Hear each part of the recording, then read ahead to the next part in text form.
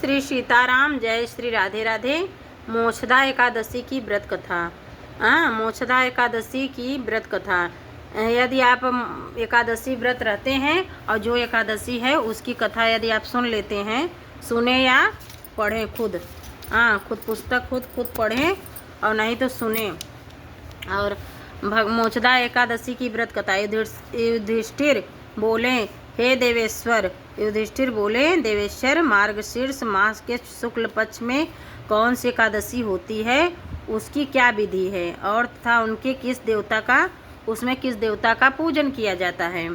स्वामिनी, यह सब यथार्थ रूप से बताइए। हे स्वामी जी, यथार्थ रूप से बताइए।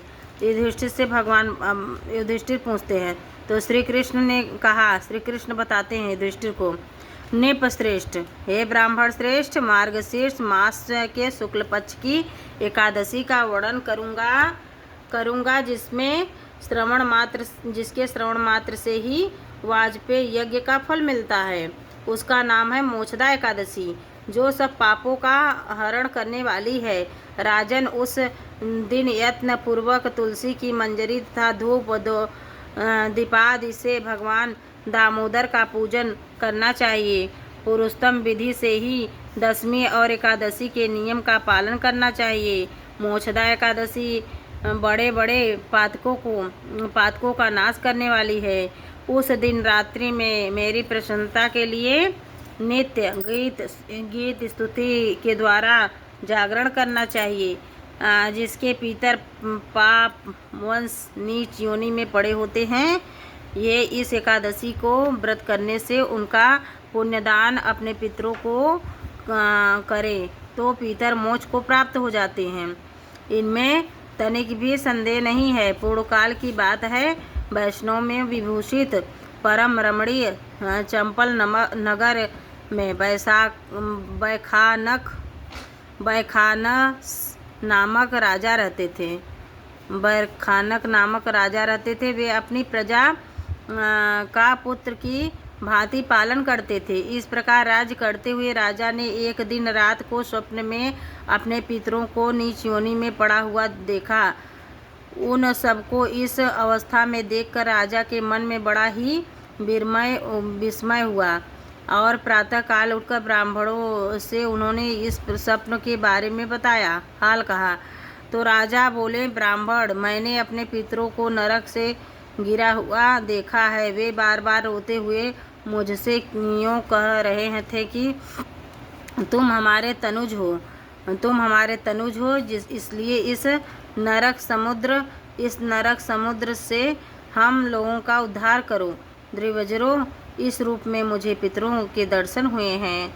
द्विजरों, इससे मुझे चैन नहीं मिलता, क्या करूं, कहाँ जाऊं, मेरा हृदय रुधा जा रहा है।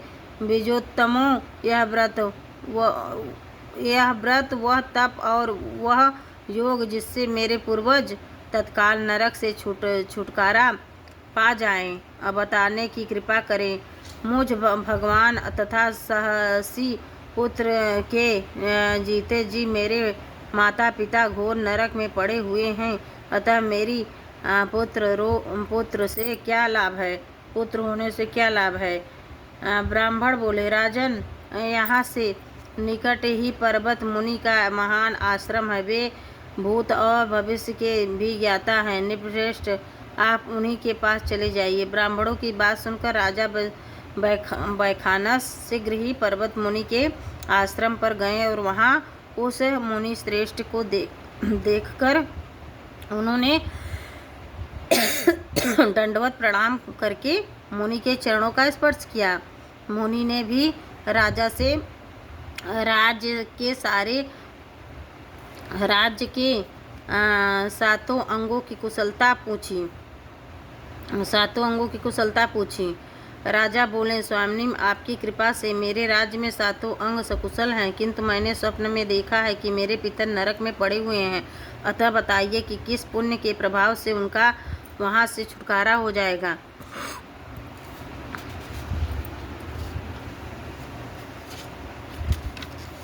तो बताते हैं। तो राजा की यह बात सुनकर मुनिश्रेष्ठ पर्वत तथा मुहूर्त तक ध्यानस्थ रहें। और वे बाद में राजा से बोले, महाराज, मार्गशीर्ष के शुक्ल पक्ष में जो मोक्षदा नाम की एकादशी होती है, तुम सब लोग उसका व्रत करो और उसका पुण्य पितरों को दे डालो। उस पुण्य के प्रभाव से उनका नरक में से उद्धार हो जाएगा। भगवान विष्णु कहते हैं, युधिष्ठिर मुनि की यह बात सुनकर राजा पुनः अपने घर लौट आए और उत्तम मार्गशीर्ष मास आया। तब राजा वैखानन ने मुनि के कथानुसार मोक्षदा एकादशी का व्रत करके उसका पुण्य समस्त पितरों सहित पितर को दे दिया। अपुण्य देते ही क्षण भर में आकाश से फूलों की वर्षा होने लगी। वैखानस के पिता पितरों सहित नरक से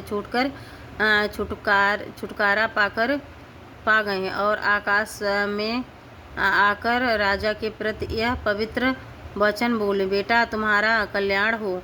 यह कहकर वे स्वर्ग में चले गए। राजन, जो इस प्रकार कल्याणकारी मोक्षदा एकादशी का व्रत करता है, उनके पाप नष्ट हो जाते हैं और मरने के बाद वह मोक्ष प्राप्त कर लेता है।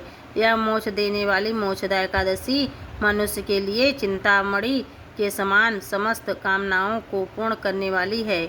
इस महात्म्य के पढ़ने और सुनने से वाजपेय यज्ञ का फल प्राप्त होता है। मोक्षदा एकादशी को पढ़ने और सुनने से इसकी कथा उसको फल वाजपेय यज्ञ का फल मिलता है। जय श्री सीताराम, जय श्री राधे राधे।